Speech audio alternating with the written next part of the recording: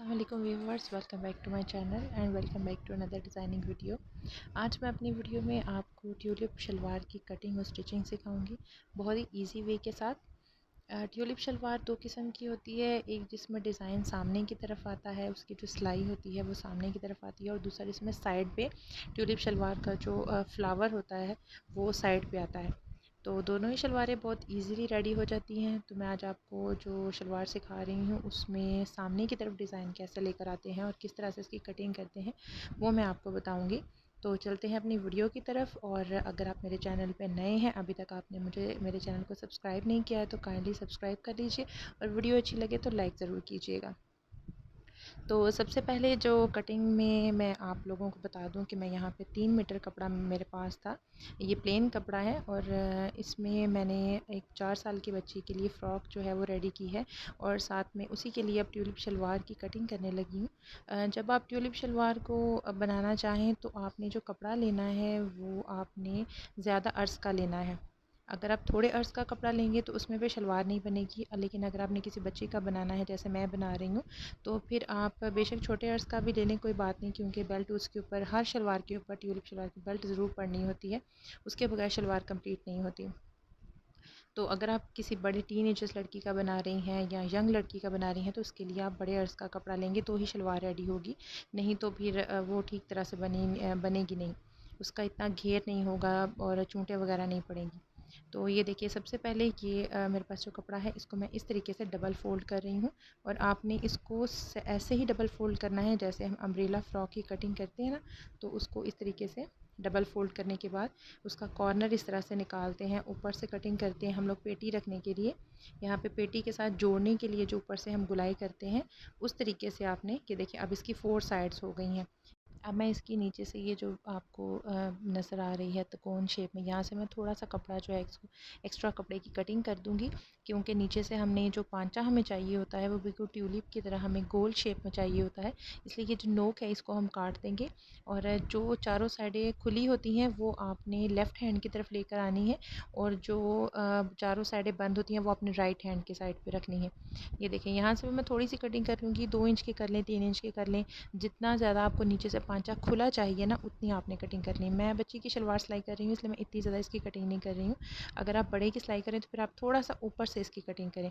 मैं यहाँ पे बिल्कुल सीधी इसकी कटिंग कर रही हूँ, और यहाँ पे साइड पे थोड़ा एक्स्ट्रा कपड़ा था, रेबी कपड़ा था, उसकी कटिंग मैंने साथ ही कर दी है, बिल्कुल सीधा कपड़े को कर दिया कटिंग में।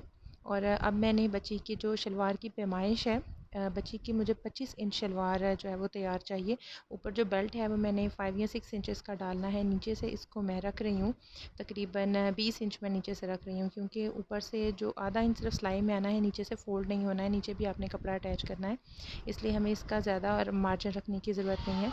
यहाँ से पकड़ के यहाँ पे मैं बिल्कुल 20 इंच पे गुलाई की शेप में निशान लगा लूँगी इस तरीके से। ये देखिए, सारा बिल्कुल इसी तरीके से आपने समझ लें कि आपने बिल्कुल एक अम्ब्रेला शेप जो है उसकी कटिंग करनी है। ये देखिए, इस तरह की गुलाई में मैंने कटिंग कर ली है। मैं आपको इसको खोल के दिखाती हूँ कि दोनों पांचे जो हैं शलवार के वो हमारे किस तरह से आएंगे। ये देखिए, इस यहाँ पे हमारी सिलाई आनी है सीधी तरफ।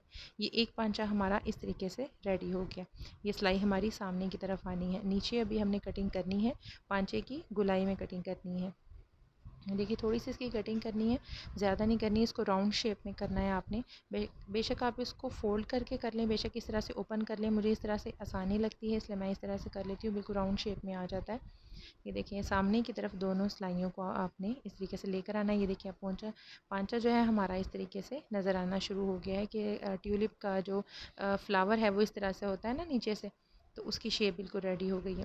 अब यहाँ पे जितना आपने अपना पांचा रखना है, 6 इंच रखना है, 5 इंच रखना है, रख ले। वैसे 6 इंच बड़ों के लिए होता है, मैं यहाँ पे बच्ची का सिलाई कर रही हूँ इसलिए मैंने यहाँ पे 4 इंचेस रखा है इस तरीके से।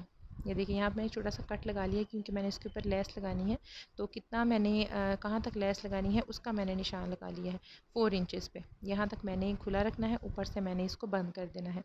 इसी तरीके से मैं दूसरा पांचा जो है उसको भी रेडी कर लूँगी। दोनों सिलाइयाँ सामने की तरफ ला के तो नीचे राउंड शेप में कटिंग कर लूँगी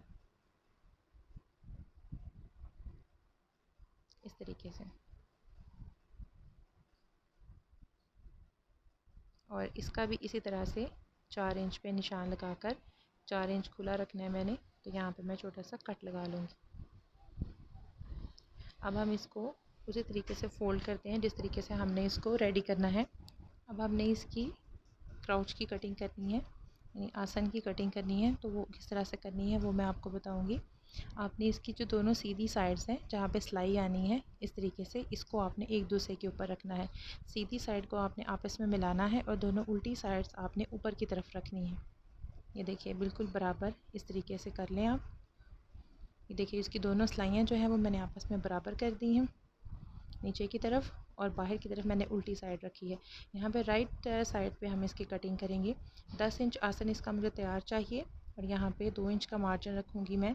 और लास्टिक डालने के लिए 6 इंच मैंने नीचे से रखा है और बाकी का हम लोग बेल्ट में रखेंगे। ये देखिए इसकी आपने बिल्कुल ऐसे कटिंग करनी है जैसे हम कंधे की कटिंग करनी है, राउंड शेप में। देखिए राउंड शेप में इस तरीके से आपने इसकी कटिंग कर देनी है। और ये मैं आपको खोल के दिखाती हूँ कि इसके क्राउच को आपने अटैच किस तरह से करना है। पहले मैं आपको इसकी बेल्ट काट के दिखाती हूँ, फिर मैं आपको दिखाती हूँ कि आपने इसकी आसन की सिलाई जो है वो किस तरीके से लगानी है। पहले हम इसकी बेल्ट की कटिंग कर लेते हैं। बेल्ट जो है मैं यहाँ पे 5 to 6 इंचेस रखूँगी। आप अगर बड़ी किसी बच्ची का बना रहे हैं तो फिर आप जो है वो कम से कम भी आपकी 8 इंच जो है वो आपने इसका चौड़ाई रखनी है बेल्ट की। और लंबाई का ये है कि अगर तो आप शलवार में सिलवटें डालना चाहती हैं, प्लेट्स वगैरह डालना चाहती हैं, तो फिर आपने बेल्ट की जो चौड़ाई है उसको कम रखना है। अगर आपने इसकी प्लेट्स वगैरह नहीं डालना चाहते, इसको ओपन रखना चाहते हैं जैसे कि धोती शलवार होती है खुली खुली सी, अगर उस तरीके से आप इसको रखना चाहते हैं ना, तो फिर आपने इसका जो बेल्ट है वो कम डालना है, ज़्यादा लंबाई में इसका बेल्ट नहीं डालना। ये देखिए मैं इस तरीके से ये खोल रही हूँ। मैंने इसमें चूँकि प्लेट्स वगैरह डालने हैं साइड पे, बच्चियों को इस तरह से साइड पे जो प्लेट होते हैं बहुत अच्छे लगते हैं। तो मैं यहाँ पे जितना इसका शलवार की जितनी इसकी ऊपर से चौड़ाई बन रही है उतना मैं नहीं रखूँगी, उसे आधा रखूँगी। ये देखिए 21 इंचेस मैं यहाँ पे निशान लगा के तो बेल्ट की कटिंग कर रही हूँ। इसे आसानी से मैं साइडों पे जो है वो प्लेट्स डालती जाऊँगी और ऊपर से बेल्ट अटैच करती जाऊँगी। इसे बेल्ट अगर छोटा भी होगा तो वो प्लेट्स वगैरह डाल के ना तो वो पूरा हो जाएगा। लेकिन अगर आपने प्लेट्स नहीं डालने तो फिर जितनी शलवार की चौड़ाई आप की रेडी हो जाएगी ना, क्राउच की आपने सिलाई लगानी है और उसकी सारी पैमाइश आपने कर लेनी है कि शलवार की चौड़ाई कितनी बन रही है, उतना ही चौड़ा आपने बेल्ट को रखना है। इस तरीके से देखिए मैं बेल्ट की कटिंग कर रही हूँ।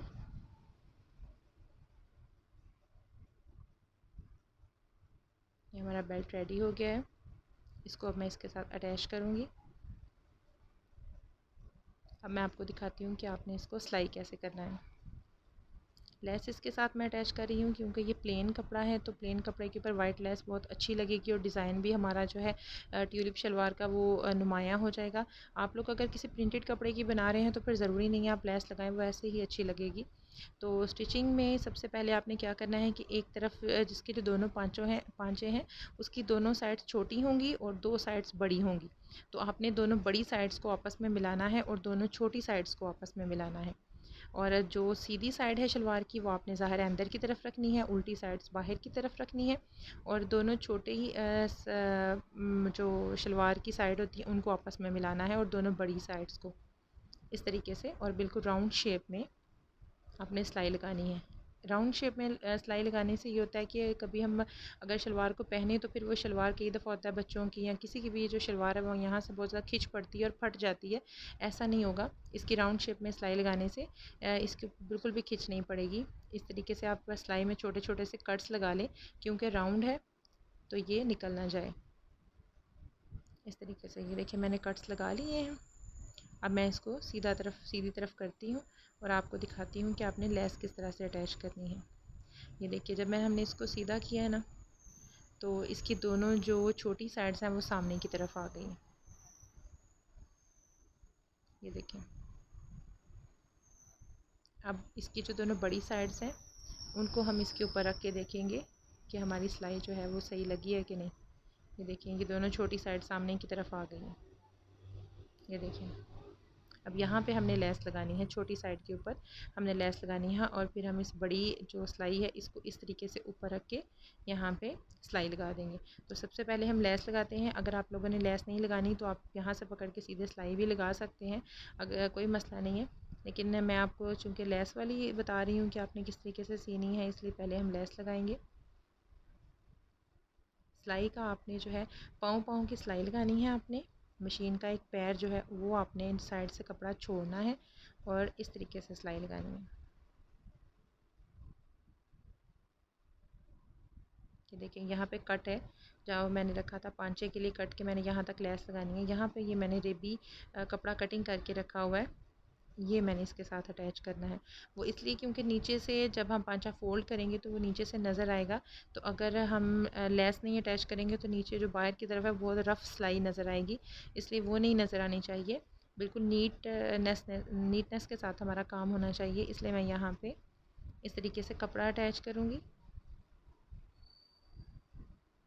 बेबी शेप में। लेस को इस तरीके से राउंड करते जाएं और साथ ही इसके कपड़े के ऊपर सिलाई लगाते जाएं। थोड़ी थोड़ी सी लेस बाहर होगी। ये दूसरा कट आ गया, यहाँ तक हमने निशान लगाया था। यहाँ पे आपने लेस को भी कट कर लेना है और कपड़े को भी कट कर लेना है और यहाँ पे लेके आते हुए आपने यहाँ पे सिलाई को ख़त्म कर देना है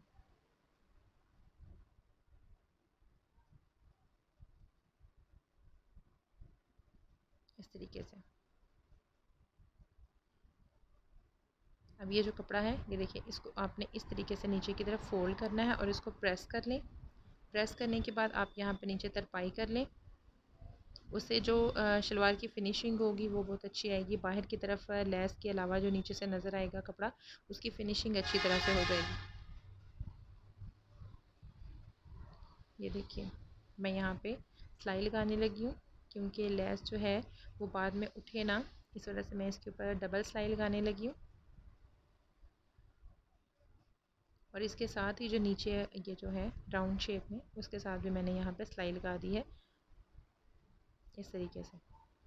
ये देखिए अब जब मैं इस तरीके से इसको फोल्ड करूँगी नीचे से पांचा, तो वो देखिए नीचे से सिलाई नज़र आ रही है ना, वो तो नीचे से कपड़ा नज़र आएगा, रफ़ सिलाई नज़र नहीं आएगी। अब आपने इसको जोड़ना कैसे है वो मैं आपको बताती हूँ। ये देखिए दोनों सीधी साइड्स जो हैं वो अंदर की तरफ रखनी है आपने और इस तरीके से आपने सिलाई लगानी है।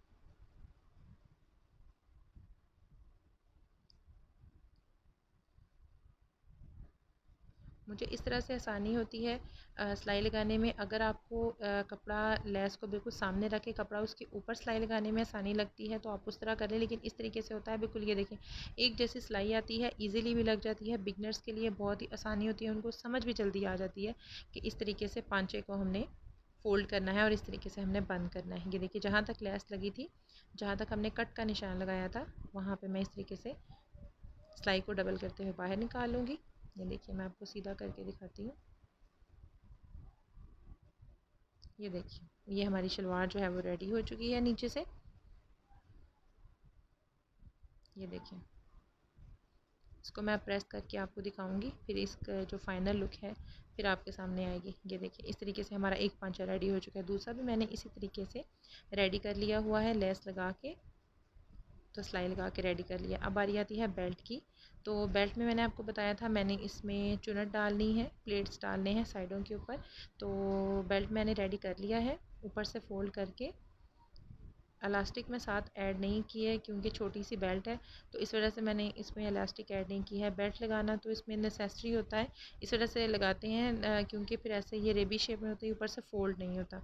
तो बेल्ट लगाना तो बहुत ही ज़रूरी है, लेकिन सिलवटें डालना और प्लेट्स डालना इतना ज़रूरी नहीं है। अगर आप नहीं डालना चाहते तो कोई मसला नहीं, आप इसको बड़े बेल्ट के साथ ऐसे भी सीधी एक गोल सिलाई के साथ अटैच कर सकते हैं। मैं यहाँ पे दोनों साइडों पे कट्स इसलिए लगा रही हूँ दरमियान का निशान, क्योंकि मैंने यहाँ पे दोनों साइड्स पे प्लेट्स डालने हैं। मशीन के प्लेट्स डालें, हाथ के डालें, जैसे आपको पसंद है। वैसे ये जो शलवार है बेल्ट वाली, इसमें हाथ के प्लेट्स जो हैं वही अच्छे लगते हैं। दरमियान में इस तरीके से आप डाल सकते हैं, अगर आपको शलवार ज़्यादा खुली लग रही है तो इस तरीके से आप डाल लें, लेकिन मैं इसकी जगह साइडों पे प्लेट्स डाल रही हूँ। यहाँ पे आपको इसकी फ़ाइनल लुक दिखाती हूँ कि प्लेट्स डालने के बाद और बेल्ट अटैच करने के बाद इसकी जो फ़ाइनल लुक है वो किस तरीके से रेडी होती है। ये देखें इसके ऊपर मैंने जो बेल्ट है वो अटैच कर ली है। और ये देखिए साइडों पे मैंने इस तरीके से प्लेट्स डाले हैं। शलवार को मैं प्रेस करने वाली थी लेकिन लाइट नहीं है, यूपीएस चल रहा था, इसलिए मैंने फिर शलवार को प्रेस नहीं किया, इसलिए आपको अच्छी फिनिशिंग के साथ नज़र नहीं आ रही होगी। ऐसे ही मैं आप लोगों को दिखा रही हूँ। ये देखें, ये साइडों पे प्लेट्स हैं, ये देखें इस तरीके से एक बड़ा और साइडों पे 2 छोटे छोटे प्लेट्स मैंने डाले हैं। बच्चियों को इस तरह से शॉर्ट पेल्पम फ्रॉक के साथ इस तरह की ट्यूलिप शलवार बहुत अच्छी लगती है। आप बच्चों की इस तरह से ड्रेस रेडी कीजिए किसी भी फॉर्मल इवेंट के लिए या कैजुअल के लिए, बहुत अच्छे लगेंगे। तो ये मेरी आज की वीडियो थी। अगर आपको मेरी वीडियो अच्छी लगे तो मेरी वीडियो को लाइक ज़रूर कीजिएगा। अगली वीडियो तक के लिए मुझे इजाज़त दीजिए। अल्लाह।